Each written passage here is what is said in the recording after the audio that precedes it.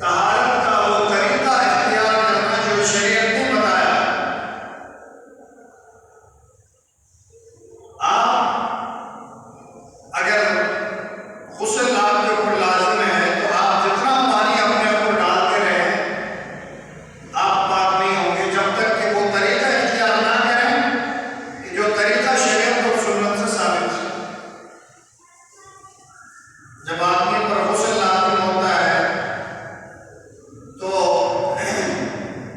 کلی کرتا ہے، ناک میں پانی ڈالتا ہے اور پورے جسم کو اس طرح سے دھوتا ہے کہ ایک بال برابر بھی اس کے جسم میں خشک جگہ نہ رہے، ذرا سی بھی جگہ خشک رہی تو غسل ادا نہیں ہوتا۔ اس لیے اس کا حکم دیا گیا ہے کہ اس کا اہتمام کیا جائے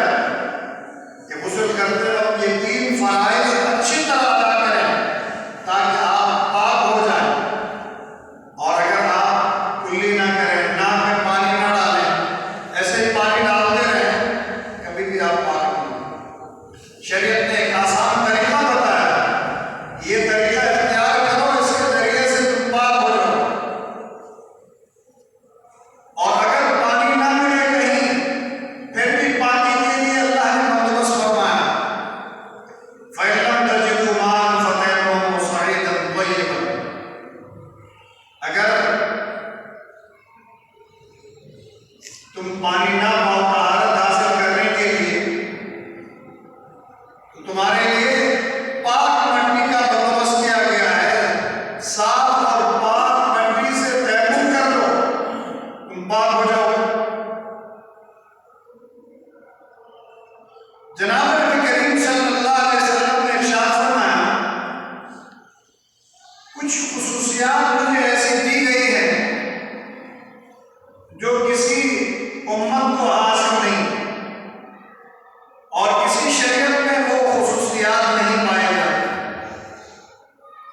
ان میں سے ایک یہ بھی ہے کہ جب ناپاکی کی حالت ہو جائے اور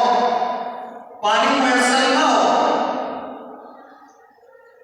تو مٹی کے ذریعے سے آپ طہارت حاصل کر سکتے ہیں۔ تیمم طہارت کی نیت کرنا اور 2 ضربیں لگانا، ایک ضرب مٹی پر دونوں ہاتھ مار کر چہرے پر پھیر دیں اور دوسرا ضرب لگا کر آپ دونوں کوہنیوں سمیت ہاتھوں پر پھیر دیں تو آپ پاک اور صاف ہیں۔ بظاہر عقل یہ کہتی ہے کہ اس سے کیسے طہارت حاصل ہوئی، مٹی سے کیسے طہارت حاصل ہوگی، اس سے نجاست ظاہر تو نہیں ہوئی، لیکن دین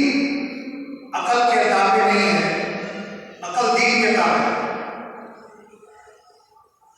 اگر دین جو ہے وہ عقل کے تابع ہوتی تو تیمم کا انکار کیا جاتا ہے کہ مٹی سے کیسے طہارت حاصل ہوگی، جسم ناپاک ہوا اس کے لیے تو پانی چاہیے، پانی نہیں ہے، آپ مٹی کے ذریعے سے طہارت حاصل کر رہے ہیں۔ لیکن چونکہ شریعت اللہ کا حکم، نبی کا فرمان عقل سے بڑھ کر ہے، ہماری عقلیں محدود ہیں، عقل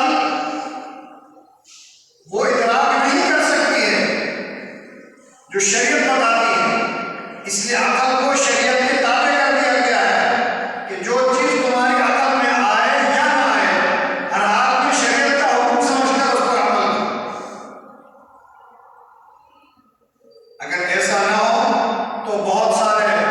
شرعی احکامات کا انکار کیا جائے گا کہ میری عقل تو اس کو تسلیم نہیں کرتی۔ جیسے آپ کا وضو ٹوٹ جائے تو آپ 4 اعضاء دھو لیتے ہیں، پھر حکم یہ ہے کہ آپ پاک ہو گئے ہیں، آپ نماز میں پڑھ سکتے ہیں، آپ قرآن پر ہاتھ بھی رکھ سکتے ہیں، کھول کے پڑھ بھی سکتے ہیں۔ لیکن اگر عقل کے مطابق آپ چلیں گے تو عقل کہے گی کہ اس سے کیسے طہارت حاصل ہوئی، سر پر آپ نے مسح کیا ہے، وضو کے 4 فرائض بتائے گئے ہیں، چہرہ دھونا،